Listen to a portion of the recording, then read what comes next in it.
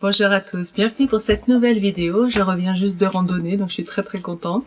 Un peu luisante d'écran total, mais ravie d'être là et ravie d'avoir marché. Marcher, ça aide à cheminer corporellement, mais aussi mentalement. Ce que je voudrais vous partager aujourd'hui, c'est quelque chose qui me paraît important pour ceux qui veulent gagner au loto, pour ceux qui veulent recevoir, pour ceux qui veulent être des belles personnes. Bref, pour un peu tout le monde. Je voudrais vous parler du donner, du recevoir, encore une fois, sous un éclairage un petit peu plus précis. Nous avons peur de demander beaucoup aux autres, à l'univers. L'univers, il s'en fout. L'univers, c'est l'abondance, hein, c'est la vie, c'est tout. Je peux demander ce que je veux. De toute façon, c'est illimité, puisque la création passe juste par mon intention. Donc, c'est illimité. Je peux demander ce que je veux à l'univers. Le problème, c'est que nous avons peur de demander beaucoup quand ça implique des personnes. Parce que nous croyons que nous allons les faire souffrir, nous croyons que c'est mal, beaucoup. Pourquoi? Parce qu'on a appris que donner, c'est bien. Que donc, si je demande, l'autre doit me donner. Sinon, il ne m'aime pas. Aimer, c'est donner.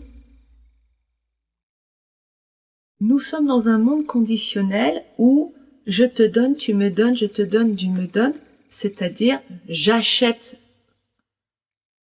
je mets un lien avec toi pour que ça circule dans les deux sens, et c'est ça, hein, nous achetons des liens les uns avec les autres, c'est ça ce que nous croyons être le don.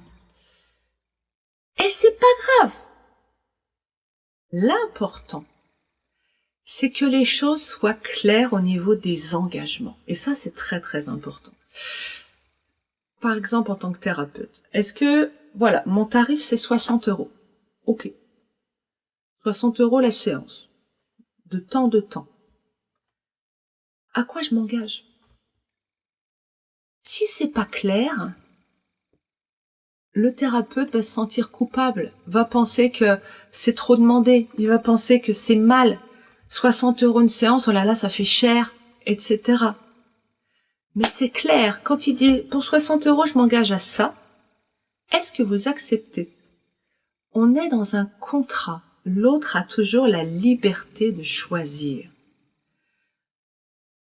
Au lieu de dire que nous nous donnons les autres, quand on prend la clarté de conscience que nous mettons des contrats les uns aux autres, c'est beaucoup plus clair et c'est beaucoup plus acceptable et ça nous permet d'être juste. Je veux dire par là, un exemple. Maman, est-ce que tu peux me donner 30 €? Il y a une soirée chez machin, voilà, j'aimerais faire ça, puis après faire ci. Tu veux bien, maman? Ok, maman, ici. 30 €, déjà, est-ce que c'est ok pour moi par rapport à mes finances? Oui, non, à moi de voir. Ok. J'ai forcément, par mon conditionnement, des attentes sur plus tard. C'est-à-dire que si je donne 30 € là, 30 € là, 30 € là, je donne ci, je vais chercher en voiture, je vais essayer. Qu'est-ce que j'attends en retour? De l'affection. Qu'on me rende des services. Qu'il y ait un retour. Même s'il est tout petit, mais par moment, il y a un retour. Or, nous avons des enfants dans cette génération qui sont des maîtres. Non, ils ne rendront pas. Ou très peu. Pour nous apprendre à que les choses soient claires. Donc, le contrat, ok, je te donne 30 €, en même temps, de l'autre côté, moi, si je te donne, j'aimerais recevoir en retour. Donc, est-ce que tu es d'accord, par exemple, pour faire 2 heures de ménage dans la maison avec moi demain? C'est un contrat. Peut-être certains d'entre vous se disent, oh, bah ouais, mais si on aime ses enfants, on leur donne. Inconsciemment, vous avez toujours peut-être que certains parmi vous sont des êtres éveillés, hein, bien sûr, je n'en sais rien. Mais dans votre inconscient, vu comme il est construit, vous avez des attentes. Comment je le sais? Tout simplement parce que, et pour l'avoir vécu, quand on donne et qu'on ne reçoit absolument rien en retour, il y a un sentiment de tristesse, d'injustice, d'incompréhension. Vivez-le. Si vous n'avez absolument aucune attente et que vous donnez et que vraiment vous n'attendez pas d'être aimé, c'est-à-dire que votre enfant peut vous mépriser bien que vous ayez donné du temps, de l'énergie, de l'argent, tout ce que vous voulez, c'est ok. Bravo, super, vous avez dépassé, vous êtes rentré dans une forme d'éveil, donc génial. Pour ceux qui n'en sont pas là, dont je fais partie, soyons clairs sur nos contrats. Quelles sont nos attentes? Et pas de trucs vagues. D'accord? Bon. Je reste encore un peu large là-dessus parce que ce qui m'intéresse, c'est cette idée de recevoir beaucoup. Gagner beaucoup d'argent, recevoir beaucoup d'argent. Pourquoi ça m'empêche? Pourquoi je suis empêchée de recevoir beaucoup? Parce que je crois, à cause de ces liens, que ça veut dire que les autres vont devoir me donner beaucoup. Et à partir du moment où je crois que l'autre va devoir me donner beaucoup, je lui mets une grosse charge sur le dos. Donc, je deviens quelque part une mauvaise personne parce que je l'oblige. Je deviens une sorte de tyran, alors qu'en réalité, ce sont des contrats. L'autre peut accepter, oui ou non. Je suis un tyran quand je lui mets un pistolet sur la tempe en lui disant « tu me donnes ». Là, c'est la tyrannie, c'est du vol, c'est du racket, c'est ce que vous voulez. Mais quand vous êtes dans la demande, il n'y a aucun problème. Mais nous croyons que c'est mal de demander beaucoup. Je vais un peu vite parce qu'il y a beaucoup de choses à dire, donc n'hésitez pas si vous voulez que je ralentisse et que je revienne à ça dans une autre vidéo.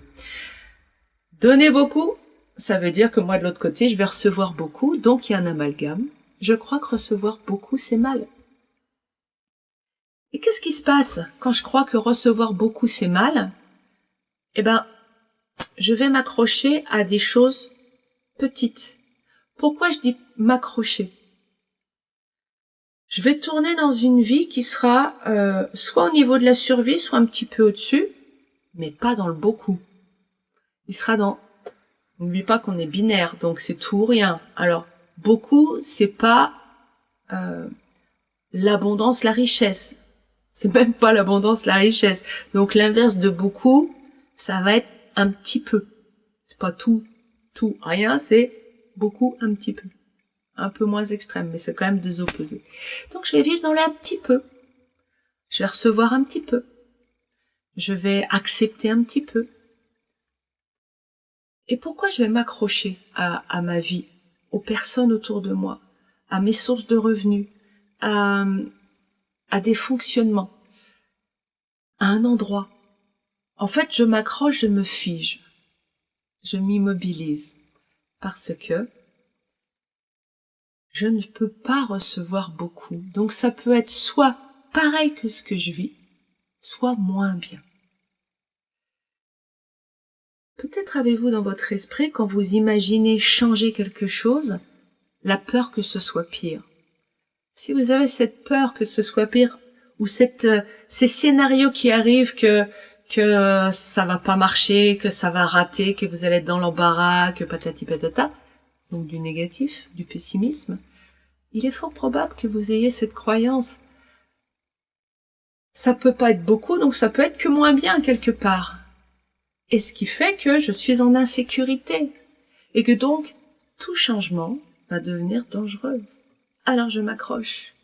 Et je tourne en rond dans ma petite vie, avec mes petits revenus, avec des personnes auxquelles je tiens, un cadre auquel je tiens, et on bouge plus de ça. Au moins là, ça va, je survis. Je survis de cette façon. Il n'y a pas de... Il n'y a pas de relâchement, de confort, de détente totale, parce qu'il n'y a pas de sécurité. Il y a de la sécurité dans la camisole, dans ne pas bouger, se terrer au fond de son trou. Vous voyez ce que je veux dire? Si vous avez une vie qui est compliquée, si vous avez une vie qui financièrement, voilà, c'est pas la richesse, loin de là, les fins de mois sont difficiles, tout augmente, tout est dur, en fait, ce que vous vivez, c'est encore et toujours le résultat de vos croyances et donc de cette idée que c'est normal de vivre comme ça, que si vous vivez pas comme ça va être pire.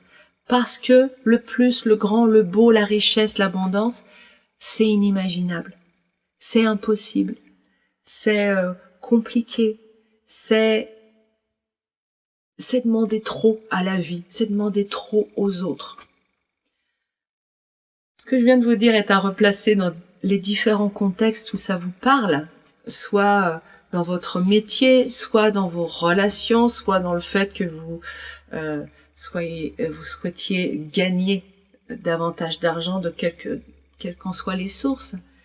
Mais il y a cette idée toujours d'auto-limitation, parce que comme je l'ai déjà dit dans une vidéo, si je n'ai pas déjà la richesse, c'est que je ne la veux pas. Et plus précisément, c'est que je ne me l'autorise pas par peur. Par peur des conséquences. J'ai fait beaucoup de vidéos sur le recevoir, sur l'abondance, sur le loto. Mais si vous regardez, il y a une accumulation de croyances qui empêchent d'être dans l'abondance. L'abondance, c'est quelque part un lâcher-prise par rapport à la vie. C'est-à-dire accepter que la vie coule à flot en nous et que c'est normal, que nous n'avons pas besoin de nous restreindre parce qu'il n'y a aucune raison que ce ne soit pas beau, grand et merveilleux. Donc il y a plein de croyances sur l'être, sur nous-mêmes, sur le bien, le mal, plein de croyances sur le faire, sur ce qui est possible de faire, d'avoir, plein de croyances limitantes. Nous confondons à l'heure actuelle donner avec acheter. C'est-à-dire que nous donnons conditionnellement. Quand nous donnons 99% du temps, nous avons cette attente que l'autre nous rende à hauteur de ce que nous avons donné. On appelle ça donner dans l'équilibre. Ce n'est pas donner, c'est acheter. Acheter pour plus tard quelque chose. Quand j'achète, quand je vais dans un magasin, je mets de l'argent sur le comptoir et on me donne quelque chose en échange. Là, je vais donner quelque chose, ça va être une forme d'énergie, de l'argent, de l'amour, un cadeau matériel, quelque chose matériel, c'est-à-dire l'énergie cristallisée, et j'attends à recevoir quelque chose après. Consciemment, pas forcément, mais inconsciemment, nous avons appris que nous devions rendre ce que nous donnions. Nous avons appris qu'aimer, c'était donner. Et nous avons appris que c'était bien de s'aimer les uns les autres, c'est-à-dire que chacun, nous donnions réciproquement. Donc je te donne, ok, et puis c'est normal que tu me donnes ensuite. Donc nous avons ce programme dans la tête qui nous fait oublier ce que c'est que le don inconditionnel. Le don inconditionnel, c'est donner juste pour la joie que ça nous procure, sans aucune attente. En fait, l'inconditionnel s'occupe de l'instant présent et il s'occupe de ce côté de la relation, le chez-moi. Okay? Le conditionnel, il va vouloir rentrer chez l'autre. Pourquoi je vous parle de ça? Parce que ce qui limite notre abondance, ce qui nous empêche de recevoir beaucoup, c'est cette croyance que c'est mal de demander beaucoup, c'est mal donc de recevoir beaucoup, parce que nous faisons une confusion entre demander et exiger. La même confusion qu'entre donner et acheter. Demander, ça reste chez soi.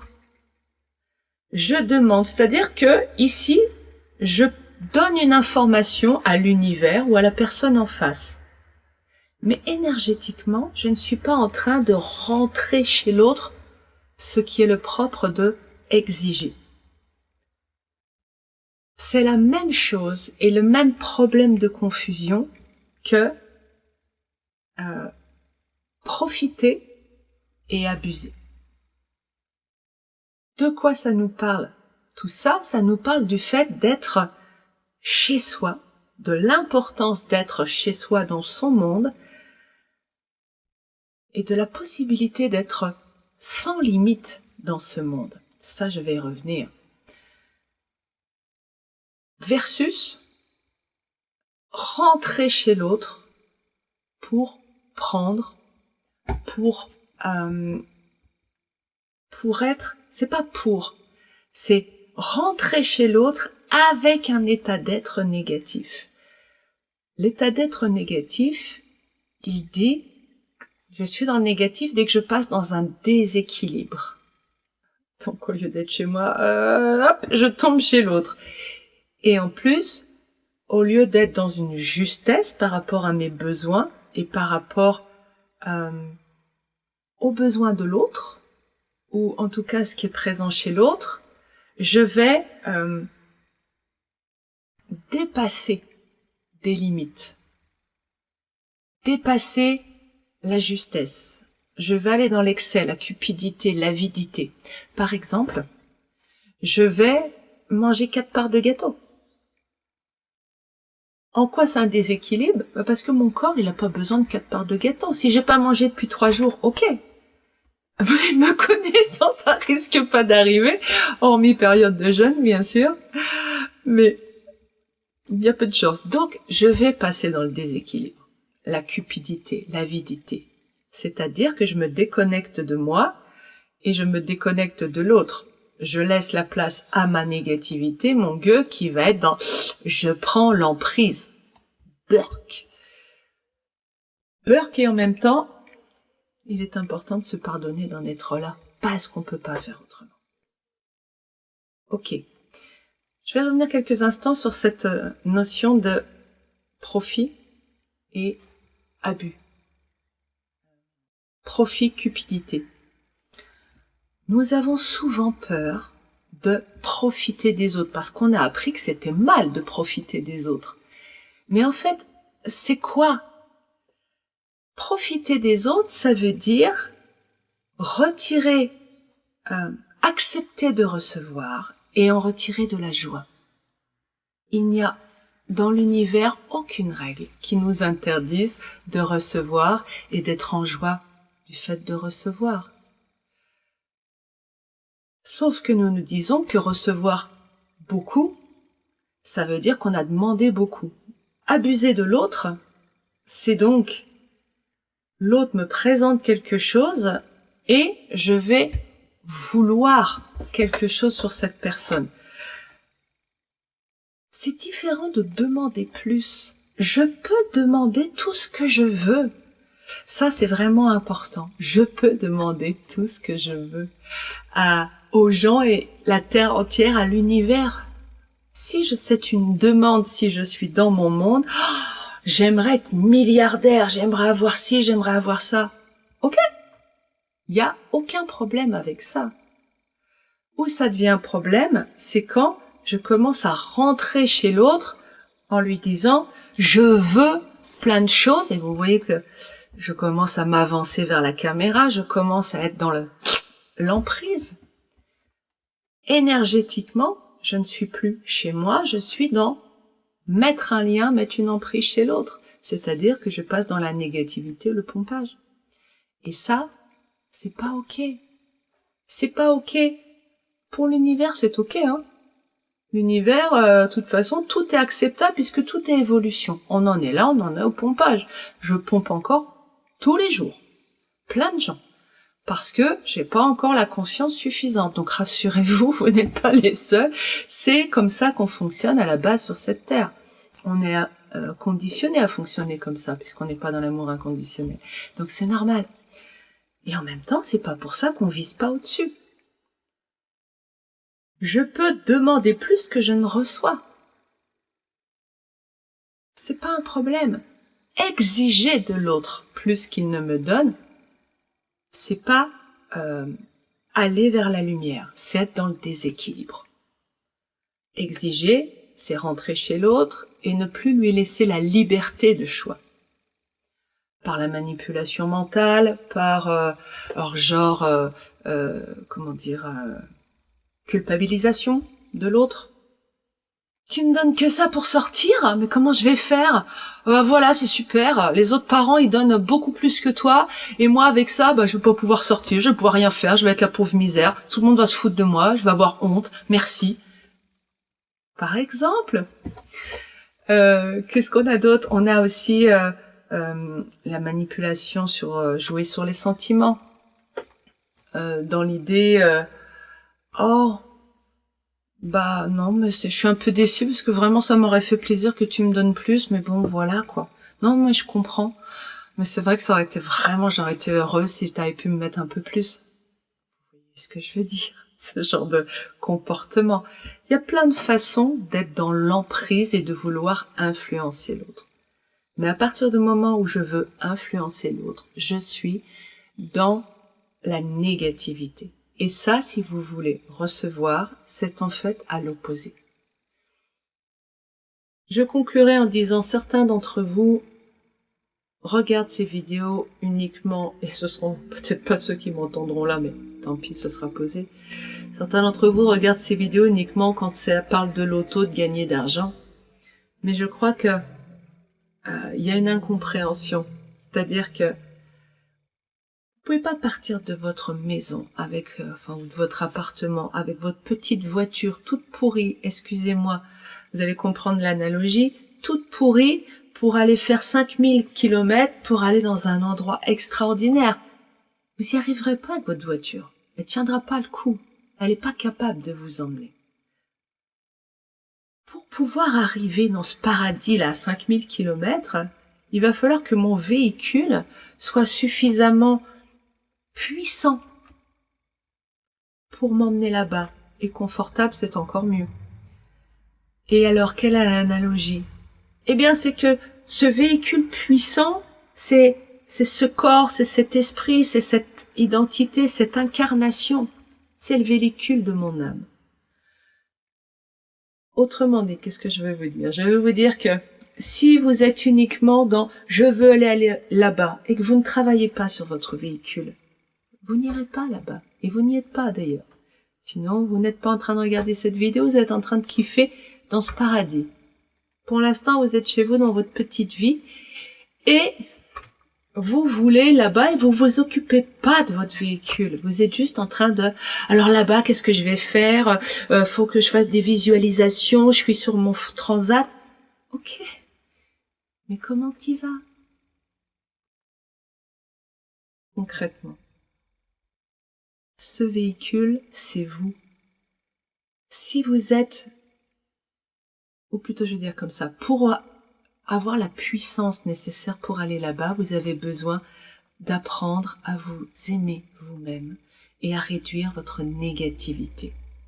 Plus vous allez monter en vibration et plus vous allez réduire cette négativité, je vous renvoie à la vidéo de la semaine dernière ou celle d'avant, ou les deux, allez, soyons pas chiches, plus vous allez avoir de puissance vibratoire pour pouvoir aller dans la direction où vous voulez, quelle qu'elle soit d'ailleurs. L'erreur que nous commettons, c'est de vouloir aller là-bas sans se préoccuper d'ici. C'est l'être qui nous emmène, pas le faire qui change l'être.